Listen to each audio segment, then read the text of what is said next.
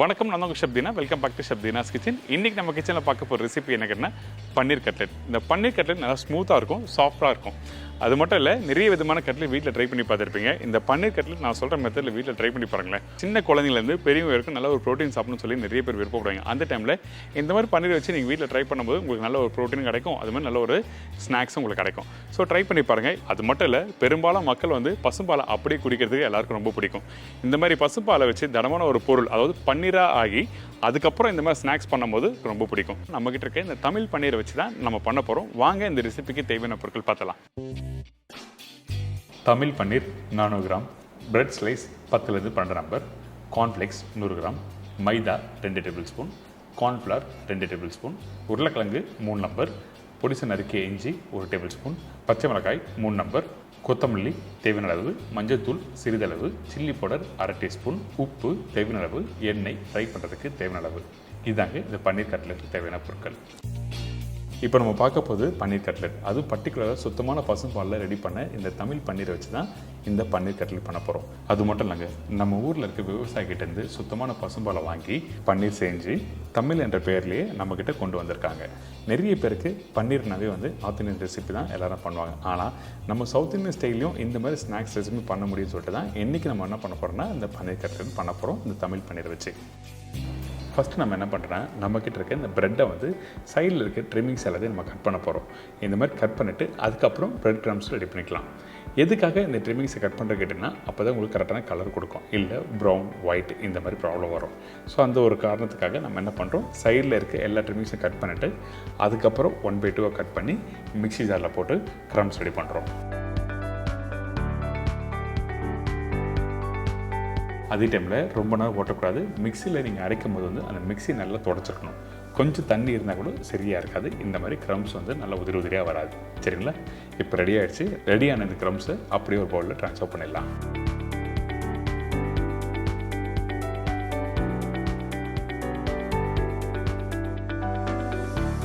இதே மாதிரி இந்த கார்ன்ஃப்ளேக்ஸ் பவுடர் பண்ணுறோம்.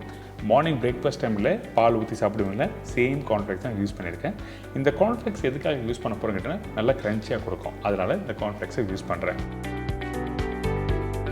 இதுக்கப்புறம் பைண்டிங் ஏஜென்ட், அதாவது அந்த கட்லெட்டில் இந்த கார்ன்ஃப்ளேக்ஸ் கோட்டிங் பண்ணுறதுக்கு இந்த பைண்டிங் ஏஜென்ட் ரொம்ப முக்கியம். அதனால் நம்ம என்ன பண்ணுறோம், இந்த கார்ன்ஃப்ளவர் 2 டேபிள் ஸ்பூன் போட்டிருக்கேன். அதுக்கு பிறகு மைதா 2 டேபிள் ஸ்பூன்.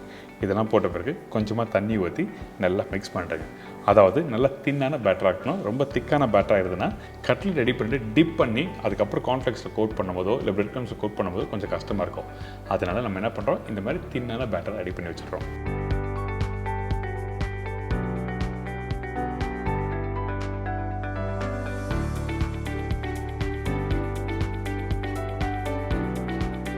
இதுக்கப்புறம் நம்மக்கிட்ட இருக்க இந்த தமிழ் பன்னீரை எடுத்து நம்ம யூஸ் பண்ண போகிறோம்.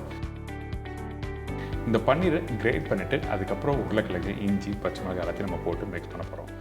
அதே டைமில் இந்த பன்னீரை கிரேட் பண்ணும்போது நைஸாக கிரேட் பண்ணியிருக்கணும், ரொம்ப முக்கியம். கொஞ்சம் க்யூப்ஸாகவும் பெரிய பெரிய சைஸாக வரக்கூடாது. என்கிட்ட நல்லா மேஷ் பண்ணி அதுக்கப்புறம் தான் கட்லெட் பேட்டிமாக ரெடி பண்ணிவிட்டு நம்ம ஃப்ரை பண்ண போகிறோம். அதனால் இந்த மாதிரி கிரேட் பண்ணி எடுத்து வச்சுக்கோங்க. அதுக்கு பிறகு வேக வச்ச உருளைக்கிழங்கு இருக்குல்ல, அந்த உருளைக்கிழங்கும் எப்படி பன்னீரை கிரேட் பண்ணீங்களோ அதே மாதிரி உருளைக்கிழங்கு கிரேட் பண்ணி போட்டிருக்கோம். ஒரு முக்கியமான விஷயம், உருளைக்கிழங்கு பாயில் பண்ண உடனே வடிகட்டிக்கணும். தண்ணியோடு இருந்தால் தண்ணி பிடிக்க ஆரம்பிச்சிடும். அதுக்கப்புறம் கட்லெட் கொஞ்சம் லூஸான மாதிரி இருக்கும். இதுக்கப்புறம் பொடிசாக கட் பண்ணி வச்சுருக்க இஞ்சி, பச்சை மிளகாய், கொத்தமல்லி, இதுக்கு பிறகு கொஞ்சமாக மஞ்சள்தூள் போட்டிருக்கோம். மிளகாய் பவுடர் அதிகமான குவான்டிட்டி போட கொஞ்சமாக போடுங்க. கட்லெட்டில் அதிகமான மிளகாய் தூள் இருந்தால் நல்லா இருக்காது. இதுக்கப்புறம் உப்பு, ரெடி பண்ணி வச்சுருக்க க்ரம்ஸ் போட்டிருக்கேன். அதாவது பிரெட் க்ரம்ஸு, கார்ன்ஃப்ளேக்ஸும் போட்டிருக்கோம். எதுக்காக இந்த மாதிரி இந்த இடத்துல யூஸ் பண்ணுறேன்னா, அப்போ தான் அந்த ஸ்டஃபிங் நல்லா கெட்டியான பக்கம் கொடுக்கும். கொஞ்சம் லூஸாக இருந்தேன்னா நீங்கள் பேட்டி ரெடி பண்ணி டிப் பண்ணி, அதாவது பேட்டரில் டிப் பண்ணி கார்ன்ஃப்ளேக்ஸ் கோட் பண்ணி ஃப்ரை பண்ணும்போது உடையத்துக்கு வாய்ப்பு இருக்குது. அந்த ஒரு காரணத்துக்காக நம்ம என்ன பண்ணுறோம், இந்த மாதிரி கெட்டியான ஒரு டெக்ஸ்சர் கொடுக்கறதுக்கு பிரெட் க்ரம்ஸும் கார்ன்ஃப்ளேக்ஸும் போட்டு நல்லா மிக்ஸ் பண்ணுறோம். மிக்ஸ் பண்ணும்போது நல்லா மிக்ஸ் பண்ணுங்க, மேஷ் ஆகணும். அப்போ தான் உங்களுக்கு கையில் பிடிக்கிறதுக்கு ஈஸியாக இருக்கும்.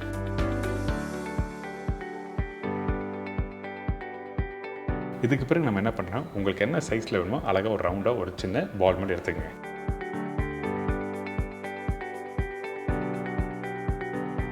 அதுக்கு பிறகு உள்ளங்கையில் வச்சு லைட்டாக ப்ரெஸ் பண்ணுறோம். ப்ரெஸ் பண்ணிவிட்டு எல்லா பகுதியும் ஈவனாக இந்த மாதிரி ரோல் பண்ணணும். எதுக்காக இந்த மாதிரி பண்ணுறேன்னா ஒரு சைடு உடஞ்சிருக்கும், ஒரு சைடு உடையாமல் இருக்கும். அதனால் எல்லா பகுதியும் கரெக்டாக ரோல் பண்ணிவிட்டு அதுக்கப்புறம் எடுத்து வச்சுக்கோங்க.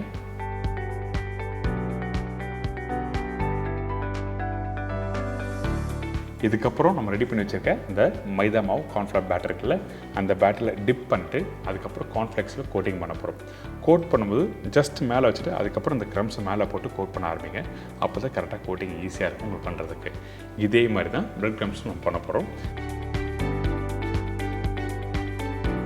இந்த பேட்டரில் வந்து டிப் பண்ணிவிட்டு பிரெட் க்ரம்ஸில் வச்சு கரெக்டாக கோட்டிங் பண்ணுறோம்.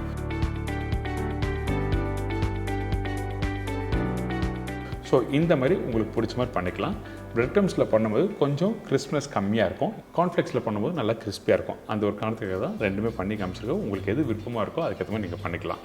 இதுக்கப்புறம் இந்த எண்ணெய் கடாய் நல்லா சூடாக இருக்குது, 1 by 1 போட்டு ஃப்ரை பண்ணுங்கள். ஃபஸ்ட்டு இந்த கார்ன்ஃப்ளெக்ஸில் கோட் பண்ணி வச்சுருக்கேன் இந்த பன்னீர் கட்லெட்டை ஃப்ரை பண்ண ஆரம்பிக்கிறேன்.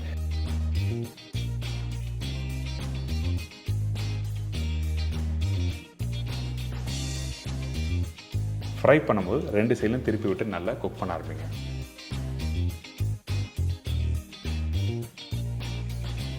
அதுக்கு பிறகு பார்த்தீங்கன்னா இந்த மாதிரி கோல்டன் ப்ரௌனு நல்லா கிறிஸ்பியாக வந்திருக்கும். ஸோ இந்த மாதிரி கார்ன்ஃப்ளெக்ஸை யூஸ் பண்ணி பண்ணும்போது நல்லா கிறிஸ்பியாக இருக்கும். இதுவே வந்து பிரெட் க்ரம்ஸ் வச்சு பண்ணும்போது என்ன வித்தியாசம் சொல்லி ஃப்ரை பண்ணும்போது பாருங்கள். இப்போது பிரெட் க்ரம்ஸில் வச்சு கோட் பண்ண அந்த பன்னீர் கட்லெட்டை ஃப்ரை பண்ண ஆரம்பிக்கிறோம்.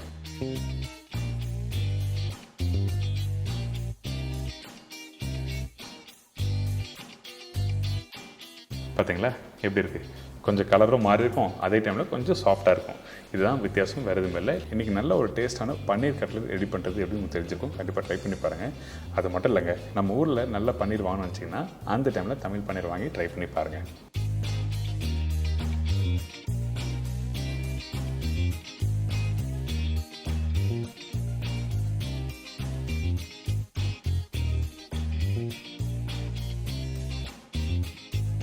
இப்போ உங்கள் எல்லோரும் தெரிஞ்சிருக்கும் இந்த பன்னீர் கட்லெட் எப்படி பண்ணுறதுன்னு. கண்டிப்பாக ட்ரை பண்ணி பாருங்கள். அது மட்டும் இல்லை, இந்த கட்லெட் ரெடி பண்ணி முடிச்ச பிறகு நான் சாப்பிட்டு பார்த்தேன், நல்லா ஜூஸியாக இருந்தது. உங்கள் வீட்லேயும் நீங்கள் இந்த மாதிரி பண்ணும்போது நல்லா ஜூஸியாக இருக்குன்னா அந்த டைமில் இந்த தமிழ் பன்னீர் வாங்கி வீட்டில் ட்ரை பண்ணி பாருங்கள். சுத்தமான பசும்பாலை வச்சு இவங்க பண்ண இந்த பன்னீரை வச்சு பண்ணும்போது உங்களுக்கு கண்டிப்பாக இந்த மாதிரி எக்ஸ்பீரியன்ஸ் கிடைக்கும். இதே மாதிரி நாளைக்கு இன்னொரு சூப்பர் ரெசிபி சந்திக்கிறேன். நன்றி, வணக்கம், see you, bye bye, take care.